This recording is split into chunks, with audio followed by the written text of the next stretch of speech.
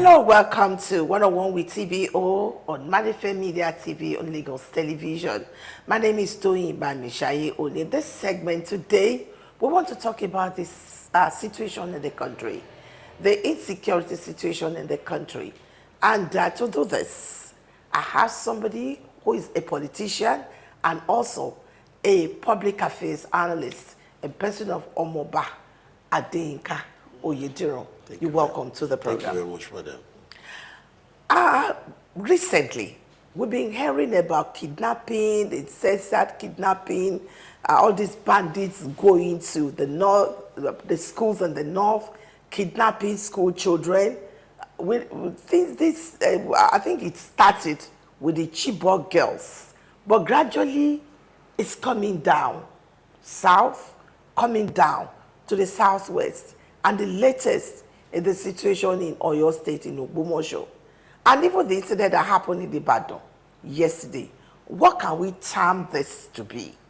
You agree with me that in the recent time you will have been seeing some clips going around of a newspaper cutting that talked about a trader was kidnapped in Abeokuta. And Abeokuta in 1960 something, yeah. 1969. Yeah. So when you have so much money and you see some people that are not working, what in turns will be, how can I grab my own money? Yeah. Our judiciary system started going downward because we have so much money. Justice now becomes who can pay much. Some people will now look at it that if I commit this crime and I have a godfather who can set me free, I will go then I can go for it, I can come back and spend my money. You see, it is a kind of evolution. It now evolves into what we are having today, that crime now keep on increasing because some people want to make money. They want to make money in a cheap manner, not the spirit of let us go and produce, let us go back to farm and farm. It's culminated into all the, from all these factors that brought about our economy downward, and that is the reason state where we are now. What do we say in a situation that, I don't know whether you are aware of a particular vice chairman in Ekiti State, Ilejemeje local government, if I'm not mistaken, I think Daoniyo, that kidnapped herself. What? And we've had series of cases like that you see people faking their own kidnap. Let me tell you, our orientation is wrong completely. What you have just said is brought about.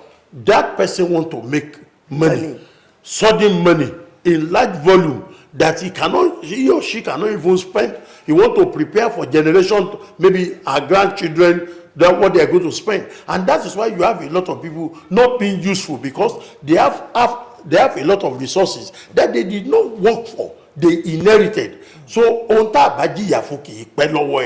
because of that, they are looking for sudden means of acquiring wealth so that they can be celebrated, so that they can do what they are supposed to do. You go to some estate, they are the one that build roads for themselves, they're interlocking, they are the one that did what do you call it, drainage, providing borehole. People are now turning themselves to mini government, yes. And yet we want to extract from them. It is because certain areas of government failed. If you see anybody kidnapping his or herself, he wants to achieve sudden money that doesn't need to have any root. Now you said that there's a solution. Yes. What do we see as a solution to this? Yes. With the incident that happened in Ibadan yesterday, I was talking to some people yesterday, and they said certainly there must be an insider that knows that indeed Chief Adebayo Adelabu was a former minister of power, and certainly maybe they can use this one to get money from him. And another thing is that the kidnappers of Oyo Ogbomoso, they said they are not ready to talk to anybody. They want to talk to the governor. And suddenly they're requesting for billions of naira. Yes. What is the way out of this? They see it as business. Lucrative business. Lucrative one. Yes. And that has internal hands.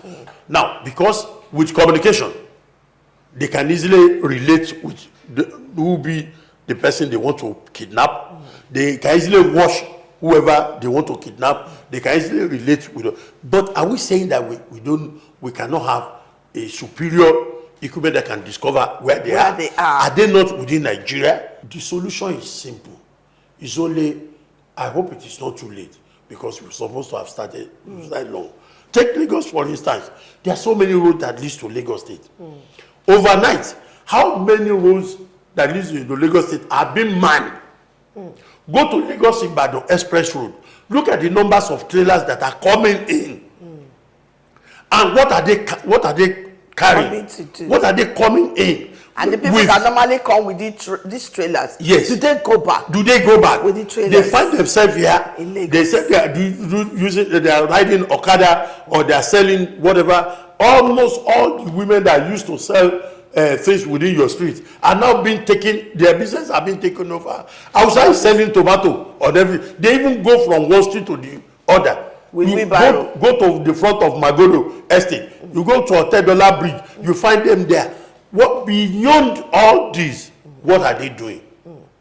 If the government on their part is doing much over there, can they? How are we going to checkmate the influx of these people? How are we going to checkmate what they do beyond what they are displaying? You understand? So there are so many things that we need to do that we don't need to say it is only government that is good. We can place on ourselves that, okay, these people, if you don't have anything doing here, you don't come in here. Yes. We can spend our money on security devices like cameras and whatever, man your gate out. It will reduce all this. We cannot put so much into the economy, but we want to suck the economy. OMOOBA Adeyinka Oyediran, thank you so much for your thoughts on our one-on-one with TBO. But on a parting shot, I want to ask you, you are a Yoruba man and you are an elderly man. These our fathers, our forefathers, they have all these things that they can even use to bring these people out. The people that are in captivity. Does it mean that all those things doesn't work again? I remember in 1983, I was in Ondo State during Ajashi and Omoborewo. Yes. I knew what happened in Efualaye. Yes. I knew what happened in Okegbo. Does it mean we don't have all those things again? It still happens. We still have. But because of a lot of people doesn't believe in it any longer. Those who were having it that time, majority of them are dead. Some are dying. Only few hands still can lay their hands on such a thing. And even where they lay their hand on it, they want to use for a quick money. So we lost so many, we lost value, we lost connection. And we lost those things. We lost those things. Thank you so much, OMOOBA Adeyinka Oyediran, for your thoughts on the program.